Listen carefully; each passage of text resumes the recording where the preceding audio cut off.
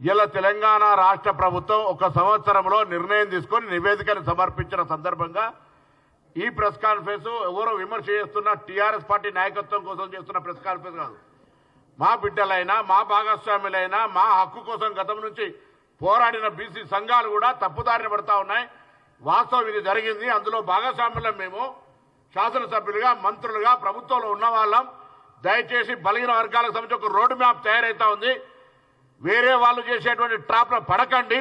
ఏదైనా ఉంటే మేము మీలాంటి బీసీ బిడ్డలమే ఉద్యమకారులమే రండి, కానీ అనవసరంగా వాళ్ళ ట్రాప్లో పడి ఇవాళ రోడ్ మ్యాప్ జరుగుతుంది దేశంలో. ఇది ఒక రోల్ మోడల్. ఇలా బలహీన వర్గాలకు సంబంధించి ఒక మ్యాప్ జరుగుతూ ఉంది.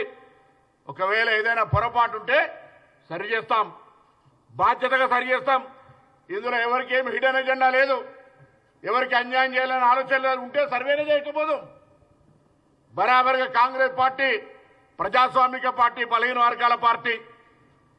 ఈ పార్టీకి సంబంధించి ఒక ఆలోచన ఇవాళ దేశంలో ఉన్న IIIT IITల రిజర్వేషన్లతో సహా మండల్ కమిషన్ అమలు చేయడానికి సంబంధించి అనేక రకాలుగా చారిత్రాత్మక నిర్ణయాలు బలహీన వర్గాల కొరకు తీసుకున్నది కాంగ్రెస్ పార్టీ.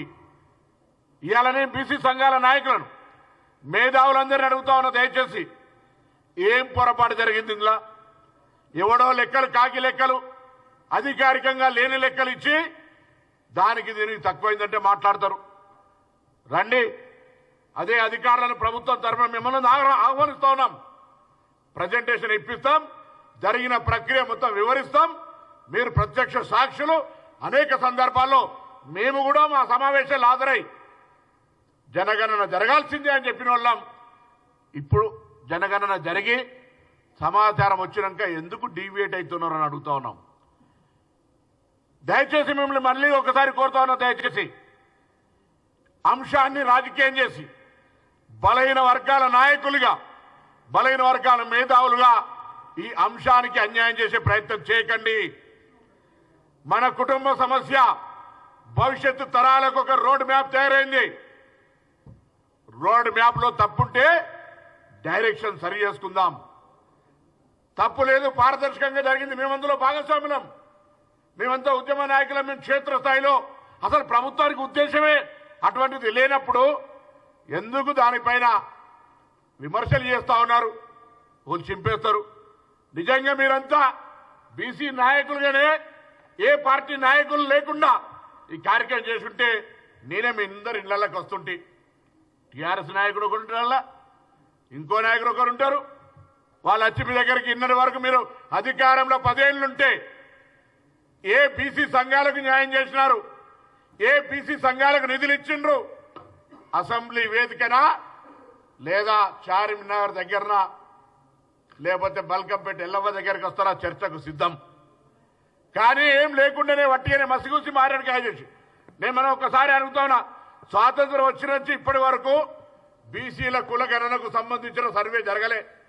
ఇప్పుడు జరిగినటువంటి అంటే మనం ఒక రోడ్ మ్యాప్, ఒక ఫార్మేషన్ చేసుకున్నాం.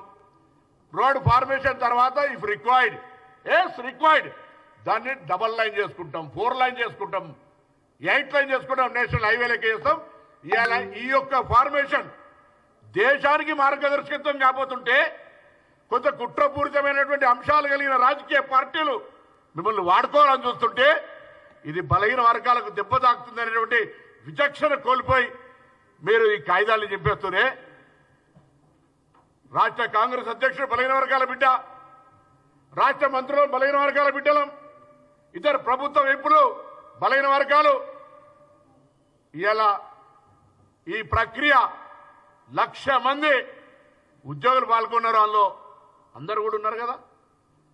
ఇలా బలహీన వర్గాలకు సంబంధించి సమాచారం రమ్మంటారో ఎక్కడైనా మీరు అసలు ఈ సమాచారంలో ఇవ్వనోడు పాల్గొనోడు ఏం నైతికత ఉంది అని అడుగుతా ఉన్నాను. ఇలా బలహీన వర్గాల సమాచారం సేకరణ జరుగుతుందంటే తప్పుడు ప్రచారం చేసి మీడియా కాన్ఫరెన్స్లు చేసి ఇదేమైనా ఆస్తి ఎత్తుకపోతున్నట్టు. వాస్తవంగా క్వశ్చనర్లో బ్యాంక్ అకౌంట్ ఉందా లేదా అని అడిగితే బ్యాంక్ అకౌంట్ ఎట్లు ఇస్తాం, ఫోన్ నెంబర్ ఎట్లు ఇస్తాం, ఆధార్ కార్డు ఎట్లు ఇస్తాం? రేపు సైబర్ క్రైమ్ కాదా? అసలు అడగనేలే. ఇట్లా దుష్ప్రచారం చేసి వారం 10 రోజులు మేము పకడ్బందీగా ఎక్కడికక్కడ క్షేత్రస్థాయి వ్యవహారం చేయకపోయి ఉంటే ఈ ప్రాసెస్ అంతా అటర్ ఫ్లాప్ చేసే ఫస్ట్ స్టేజ్ కుట్ర జరిగింది. దాని తర్వాత ప్రక్రియ జరిగినాక ఎన్నడైనా ఈ పార్టీలు ఈ సంఘాలు నేను అనేక సందర్భాల్లో మేమందరం